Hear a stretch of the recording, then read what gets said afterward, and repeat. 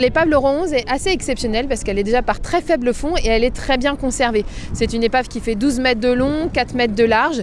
On n'a aujourd'hui plus qu'une coque en bois puisqu'il s'agit en réalité probablement d'un navire de pêche et pas d'un navire qui chargeait des marchandises. Et donc ces cales sont pour l'instant vides. Ce qui est très important, c'est que ces petits navires de pêche, finalement, on a très peu de documentation pour les périodes anciennes et seule l'archéologie va nous permettre d'illustrer et de comprendre les activités de pêche du secteur et également de savoir comment les hommes travaillaient et comment ils ont construit le bateau. On a toute une série de pieux autour de l'épave qui sont peut-être liés à elle, puisqu'on a également découvert un très grand maillet dont on a reproduit ici la copie numérique. Il sert à probablement planter des pieux. Ces pieux devaient servir peut-être à accrocher des filets. Voilà, il y a plein de questionnements plus que de réponses à ce stade. Une des étapes de la recherche sous-marine va être par exemple de faire des prélèvements d'échantillons, dans le cas présent de bois de l'épave, pour identifier les essences de bois. Est-ce que c'est du chêne? Est-ce que c'est du sapin, du résineux? Est-ce que c'est du pin d'Alep, du pin pignon, etc. Et bien évidemment, nous ne faisons pas ça au hasard. Nous faisons ça d'une manière très méthodique, en essayant de trouver des échantillons représentatifs de l'ensemble de la structure du bateau. Encore une fois, nous adaptons au milieu sous-marin les méthodes de l'archéologie terrestre. Jusqu'à là, on a trouvé du pin d'Alep ou du pin pignon. Donc, c'est des essences résineuses qui vont conformer toute la coque du navire. Donc, c'est des essences qui tiennent bien, qui résistent bien à l'eau, mais qui sont aussi souples, qui sont élastiques, qui vont bien faire cette mise en forme de la coque du navire. Et après, on va retrouver sur la quille, donc la colonne vertébrale du bateau et aussi les membrures, dans le côte du bateau, on va trouver des essences plus dures comme le chêne vert qui vont venir renforcer transversalement et longitudinalement la coque du bateau. Les charpentiers, ils vont chercher des propriétés mécaniques, des propriétés physiques, et donc ils vont aller chercher à la forêt des essences qui s'adaptent bien au rôle des pièces, des différentes pièces. Et aussi, ils vont chercher des formes aussi qui s'adaptent à la taille de la planche qu'ils vont faire. Voilà, ils vont chercher des embranchements pour faire les membrures, parce que dans les côtes du bateau, ils vont vouloir des pièces un petit peu courbes. Donc il y a un choix qui est fait déjà dans la forêt avant de construire le navire. Et du coup, on essaie de comprendre ce qu'ils ont utilisé plus la scie, la hache, l'herminette.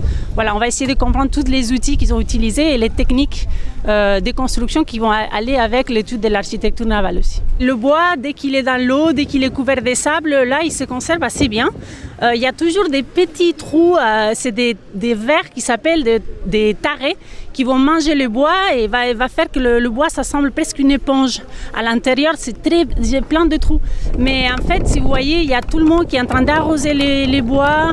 On met aussi des tissus qui sont un peu imbibés dans l'eau parce que dès que le bois il sort à terre, il commence à se dégrader, il commence à sécher. Là, on a le vent, on a le soleil. Donc, il y a aussi, pendant toute la campagne, on est en train de soigner, on est vraiment des malades. Moi, je l'appelle l'hôpital de bois parce que voilà, ils sont enveloppés comme des momies. Il y a toute la journée qu'on est en train de prendre soin de eux. Du coup, pour moi, c'est l'hôpital de bois. Nous, on est les infirmières et il faut qu'on essaye de le maintenir en vie jusqu'à qu'on va les remettre dans l'eau à la fin de la campagne. Au terme de la campagne de fouilles, nous allons disposer un géotextile sur le bois de l'épave de manière à le protéger. Nous allons ensuite recouvrir ce géotextile de sable de manière à essayer au mieux d'en préserver les vestiges. Mais on perd toujours contre la nature.